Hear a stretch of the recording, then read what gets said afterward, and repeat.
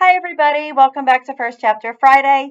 This month, we're going to be reading one of my personal favorite juvenile paperbacks. It's called Sit, Stay, Love by J.J. Howard. And I'm going to read you a quick little blurb from the front. It's kind of what made me pick this up. And hold on one sec. It says, Girl meets dog. Girl meets cute boy. Drama ensues. No joke. There's some good drama in this book, but it's fun, it's fast, there's happy, there's sad, there's tears of many different kinds. I highly recommend this book for anybody who likes a little bit of romance and a little bit of animals.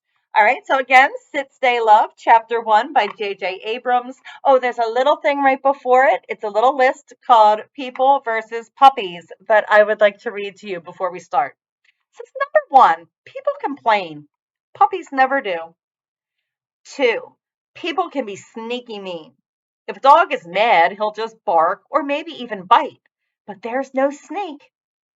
Three, people not furry. Also, it's weird when they lick your hand. Four, they love you no matter what. That one's all on the puppy side. And now, chapter one, titled The Closet Monster. Well, it's really not all that hard to be invisible. I mean, first, just don't talk. I haven't said anything at all in math class for the entire school year. For example, and that's why Mrs. Lawrence hasn't called on me even one time. Second, if at all possible, be plain looking. Have mousy brown hair and boring brown eyes and just pale skin. Be medium height and medium size too, if you can. Third, hang out in a closet. But I'll get back to that. It's not that I actually recommend being invisible. All I'm saying is that it's pretty easy, at least for me. I take after my dad for sure. My mom is the anti invisible type. Her hair is very shiny and non mousy, her eyes non boring. Although technically she is invisible to me and dad these days since she left home last year. But back to hanging out in a closet. It's my favorite place to be. My best friend, Melody, who was a genius, well, I'm sure she still is a genius, but since her family moved to Boston last year, I always think of her in the past tense. She told me that I like closets because I'm a chasmophile. A chasmophile is a lover of small places and little nooks and crannies. Mel loved big and unusual words like chasmophile. My mother, who does not have any particular love of big words, just called me the closet monster. Mom always used the word monster to describe a person who is crazy about something.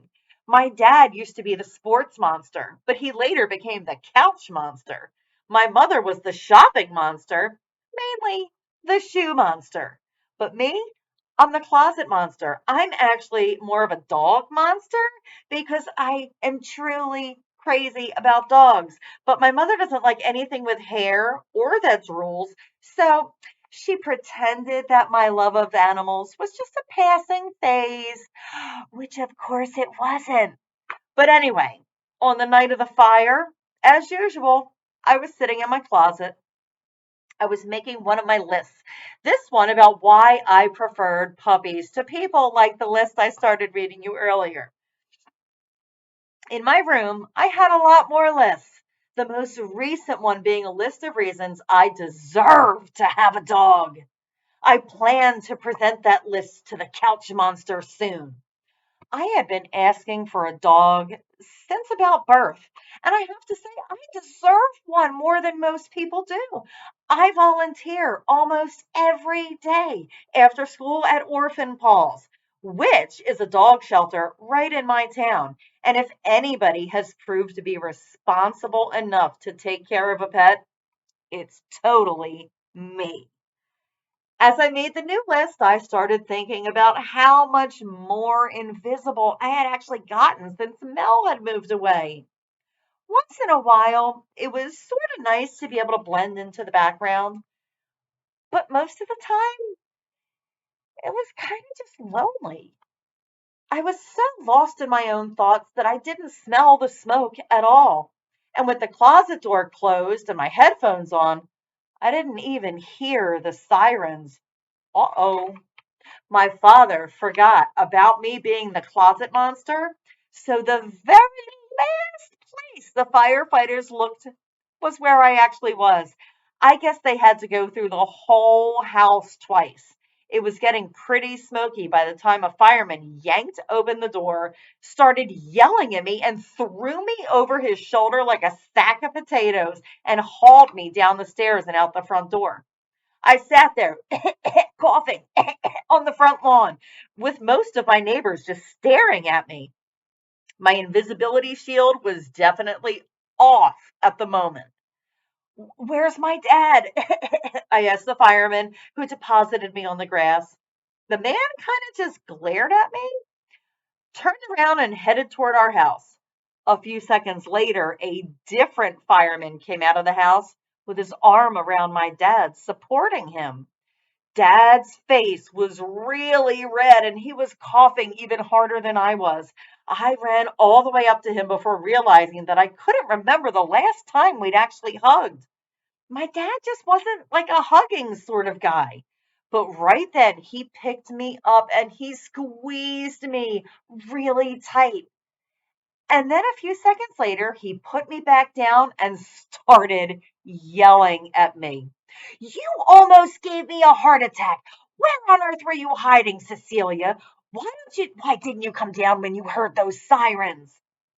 I stood there in shock between the stress of being hauled out of my nice, quiet hiding spot and thrown down onto the damp grass. Now I'm being yelled at.